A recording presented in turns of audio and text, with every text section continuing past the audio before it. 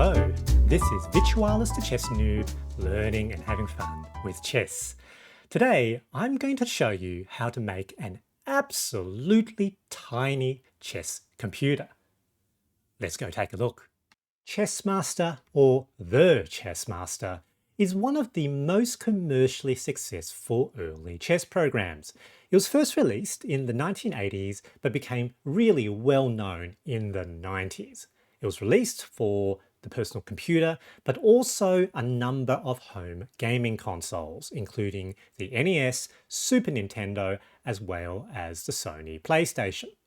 Chessmaster also saw handheld gaming console releases on the original Game Boy, Game Boy Color, and later the Game Boy Advance and PlayStation Portable. This is an original cartridge of the Game Boy version of the Chessmaster.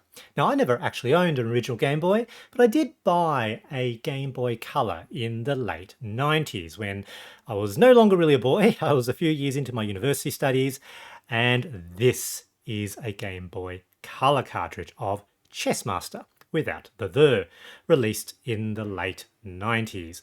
Very similar to the original version, but you can tell the difference with the dark grey plastic coloured cartridge, and the game itself includes colour, while the Game Boy itself, of course, was only in black and white. Now, I have long since lost my original Game Boy Color, but I am going to play the Game Boy Color version on this modern retro handheld, probably one of the smallest retro handhelds you can buy. It fully plays Game Boy and Game Boy Color games. There we go. This is the Funkey S. And just to give a sense of the difference in size, it's a fraction of the size of an original cartridge.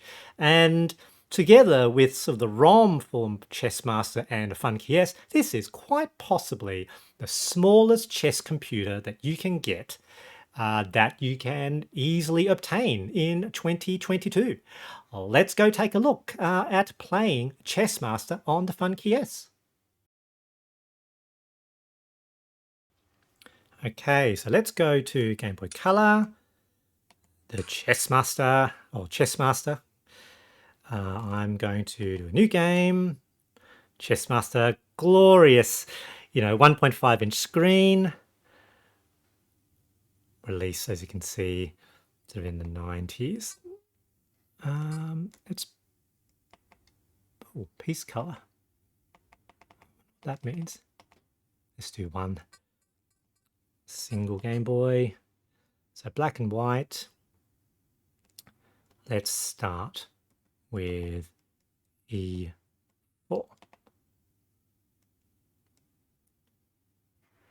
E5. Let's do a Vienna. What are they going to do? That, D5. That's a bold move by the computer. Feel like it's probably not that good, which maybe means they haven't got a opening library for the Vienna. Queen out. Very interesting. Let's just develop the other knight. Oops, wrong piece.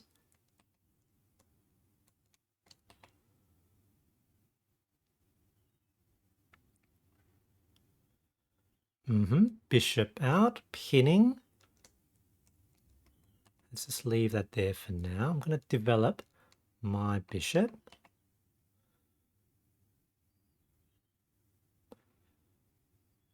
Okay, it's... I can't say I entirely understand why they made that move. Let's castle.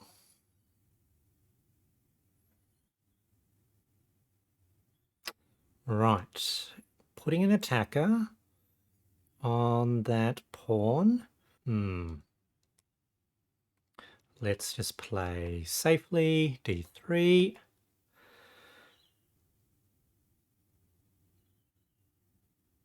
Yeah, so this is some weird shuffling, which to me only means that I think the computer, oops, that's not what I intend to play.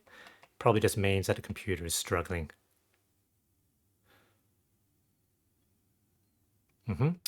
Knight forward as well. Okay, let me think this one through. Is there some way I can threaten the queen? That's sort of my question here.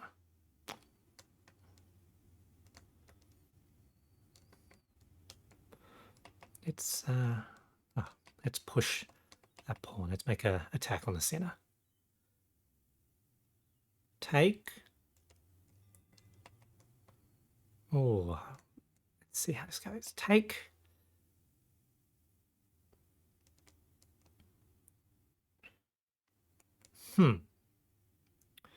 Interesting.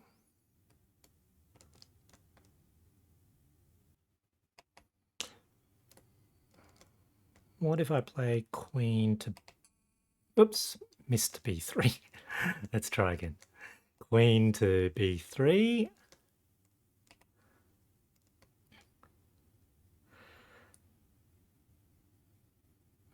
Yep. So I force them to make another move. Good. And now let's just make an attack on the queen.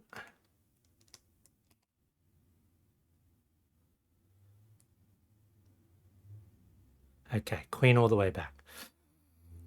All right.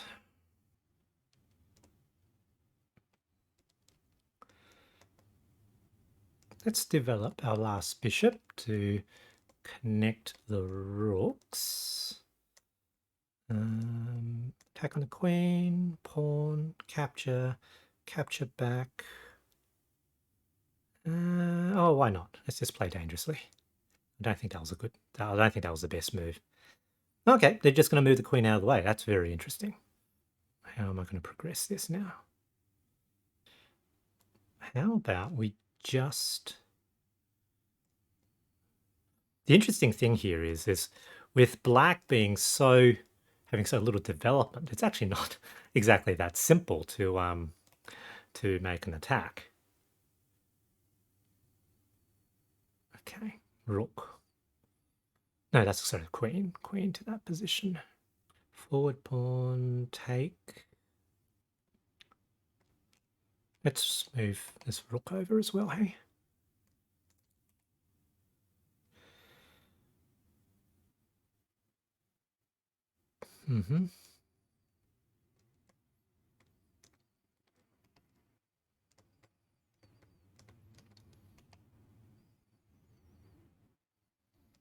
Attack the knight. Oh dear, I just hung my knight. So frustrating, actually.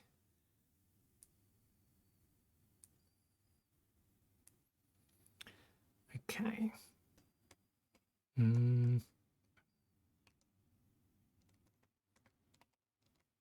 Let's just attack the queen.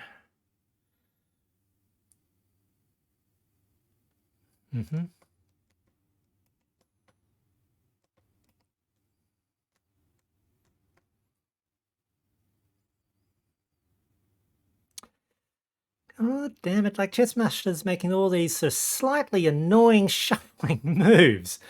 Oh, dear.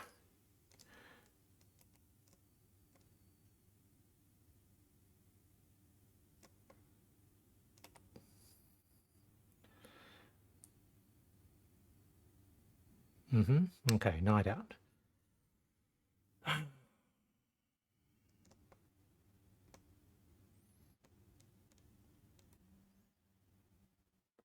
Let's just whack that knight. At least it forces the king to have to move, so they won't be able to... Oh, damn it, missed that diagonal.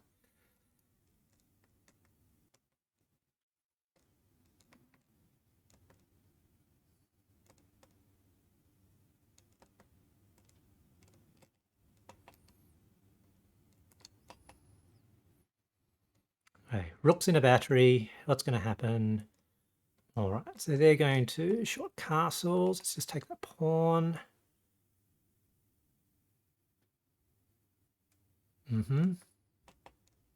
It's... No, that bishop's defended, isn't it?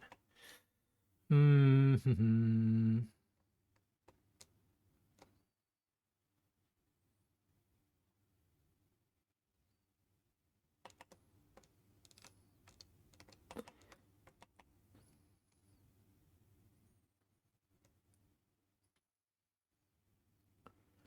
Okay, that's a slightly odd shuffle.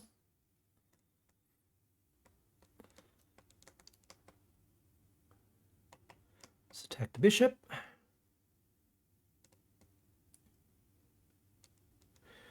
Okay, it's gonna retreat. Cool, cool, cool.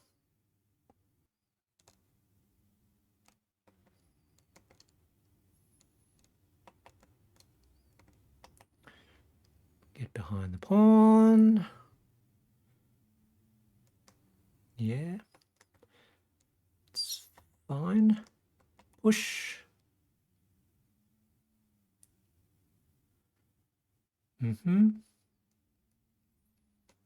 Well, at least that rook is going to have to keep the tension there now.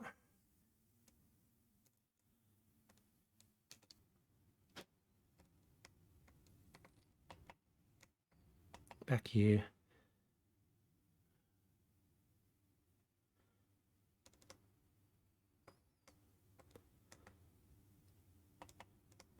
Oh, I see. Yes, yes. No, no, shouldn't do that.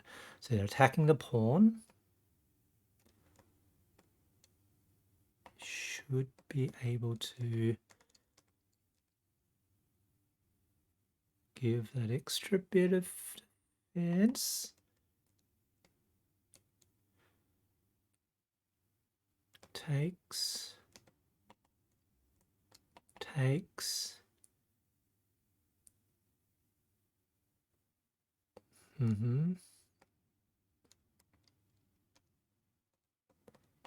It's fine. What are you going to do? Take.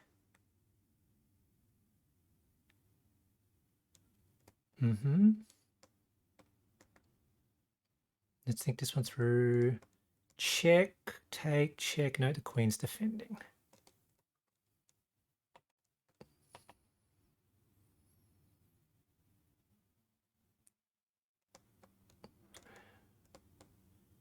Does that matter? Check.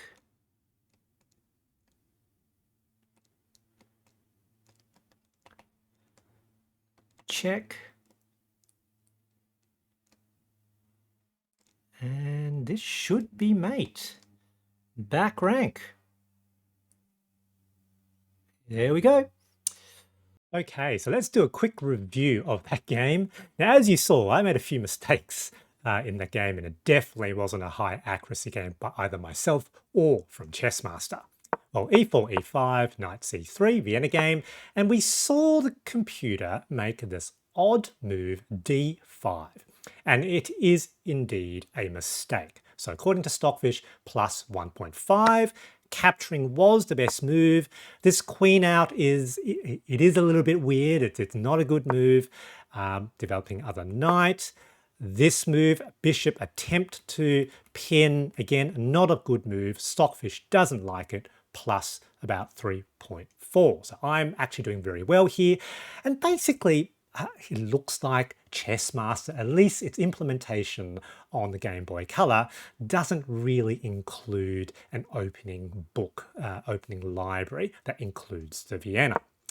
So I developed my bishop. Stockfish didn't like that either, but I'm still ahead, plus 2.4. You know, these weird sort of shuffling moves with the bishop. I know we'll see it move another time. These are all not good. And here we go. Finally, they call it a blunder, almost plus 7.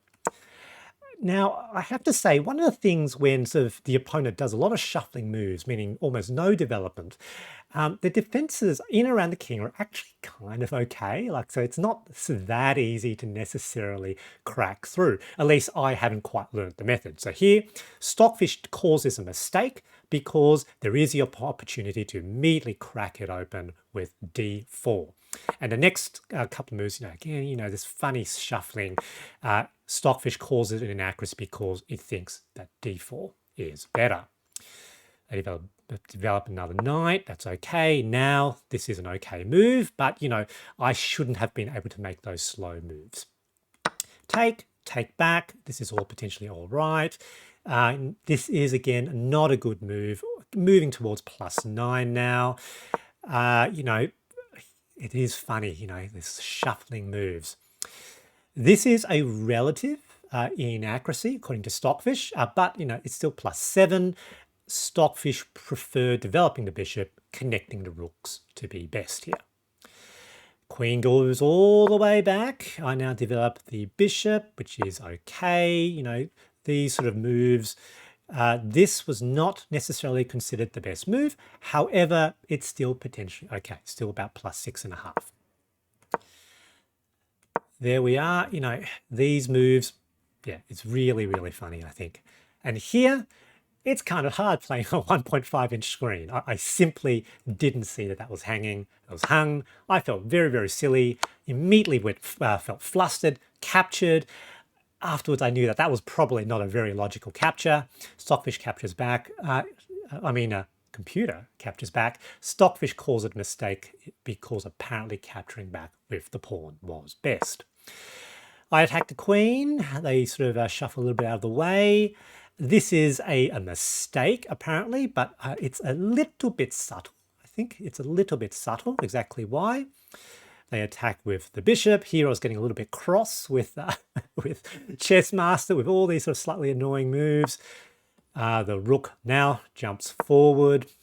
They develop a knight. I capture, they capture back. I have to say, I actually didn't see again that was a diagonal, but Stockfish thought that was actually okay. Now both rooks are there. They short castles. I take that pawn. That was part of the idea. I knew they couldn't capture that back. Also with some pressure on that bishop, and here they make, so Chessmaster makes a blunder, +2.4. However, I didn't quite see the best move here. So I thought that I would try to push this pawn. And, you know, as you saw in the game, that this eventually worked for me. A blunder, apparently, you know, Stockfish is up on material. And the reason why there is a blunder is there is a tactical idea that I missed. So this rook is attacking the bishop, but at the moment defended by the queen. So I need to chase the queen away from the defense of that bishop. And that's possible by playing rook to c4. So one rook 1 c4. This forces the queen to move to this square. You can chase it again, forced to come here, and now rook captures bishop, and chess continues. So I didn't see that tactical line. I pushed that pawn, and here, you know, again with Chessmaster's funny shuffling, that was a really bad blunder, apparently, +5.4, and the pawn continues to move forward.